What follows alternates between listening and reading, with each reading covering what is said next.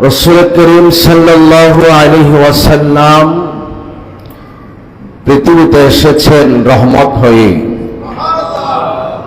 আপনারা জানেন গোটা সৃষ্টি জগতের জন্য রহমতের একটা ভান্ডার হয়ে আমার নবী দুনিয়াতে আগমন করেছেন। রাসূল করিম সাল্লাল্লাহু আলাইহি ওয়াসাল্লাম দুনিয়াতে আগমন করার কারণে, পৃথিবীতে আগমন করার কারণে এমন কোন বিষয় ছিল না, এমন কোন ডিপার্টমেন্ট ছিল না, এমন কোন সেক্টর ছিল না যেখানে হাসি ফুটে ওঠে নাই।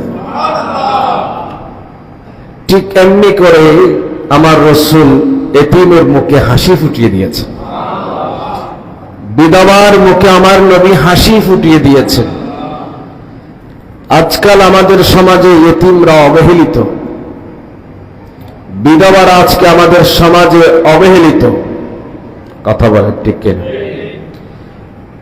এই যে আমরা যদি রাসূলের এই কথাগুলো আমাদের ভিতরে আমরা নিতে পারি, আমাদের সমাজ থেকে এই ধরনের বৈষম্যগুলো দূর হয়ে যাবে। কথা বলে রাসূল পাক সাল্লাল্লাহু আলাইহি ওয়াসাল্লামের দরবারে দুইজন সাহাবী আসলেন গ্রাম থেকে। কোত্থেকে আসলেন? গ্রাম থেকে আসলেন, পাহাড়ি অঞ্চল থেকে আসলেন। গুরুত্বপূর্ণ আলাপ আলোচনা করতে করতে সন্ধ্যা হয়ে গেল, রাত হয়ে গেল। ওই দুজন সাহাবী, বুখারী শরীফের হাদিস, চিন্তা করতে লাগলেন কিভাবে আমরা যাব। অন্ধকার, পাহাড়ি এলাকা। তারা চিন্তা করতে লাগলেন, টেনশন করতে লাগলেন। আমার নবী বলতে লাগলেন, সাহাবী টেনশন করিও না, তোমাদের যাওয়ার একটা ব্যবস্থা হয়ে যাবে। গুরুত্বপূর্ণ কাজকর্ম, কথাবার্তা, আলাপ আলোচনা শেষ করার পর ওই দুজন সাহাবী আমার নবীর কাছ থেকে বিদায় নেবেন। আমার রাসূল বললেন, সাহাবীরা তোমরা তো অনেক দূর যাবে, পাহাড়ি এলাকায় তোমরা যাবে, অন্ধকারে তোমাদের যেতে সমস্যা হবে। সমস্যা না হওয়ার জন্য তোমরা যেন সহজে তোমাদের গন্তব্যে বাড়িতে পৌঁছে যেতে পারো, আমি তোমাদেরকে একটা লাঠি দিচ্ছি। কি দিচ্ছি? এখনো অনেক মানুষ অন্ধকারে লাঠি নিয়ে হাঁটে, হাঁটে না? বিভিন্ন ধরনের সমস্যা, প্রতিকূলতা সামনে আসলে সেই লাঠি দিয়ে তাড়াবে। আমরা ছোট্টবেলায় শুনেছি, ঘর থেকে বের হওয়ার সময় একটা লাঠি নিয়ে বের হও, সামনে যদি কোনো ভূত টুত দেখো, জিন ফারেত, এদেরকে যদি দেখো, ওই লাঠি দিয়ে তাড়াবে। এটার বাস্তবতা আমার নবীর হাদিসে আমরা পাচ্ছি। নবীজি বললেন, সাহাবী তোমাদেরকে আমি একটা লাঠি দিচ্ছি, এই লাঠি ধরে ধরে তোমরা চলে যাবে। সুবহানাল্লাহ। এই লাঠি থেকে নূর বের হবে। কি বের হবে? শুধু আমার নবীর নূর যে তা নয়, আমার নবীর ছোঁয়া, আমার নবীর হাতের স্পর্শ, কদমের স্পর্শ যেখানে লেগেছে সেখান থেকে নূর বের হয়েছে। इस तरफ जो नूर है तो उस तरफ भी नूर है, जर्रा जर्रा सब जहां का नूर से मामूर है।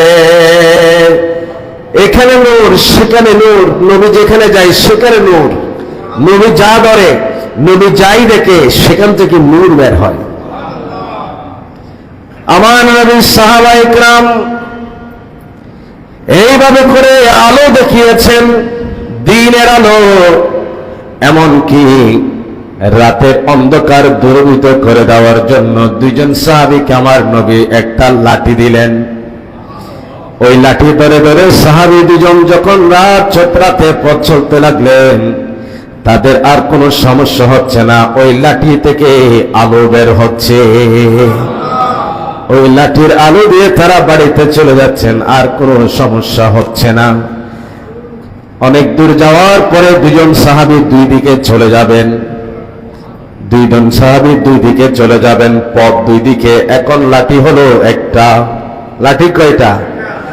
এখন কি করবেন? লাঠি একটা। সাহাবী দুইজন দুই দিকে চলে যাবে।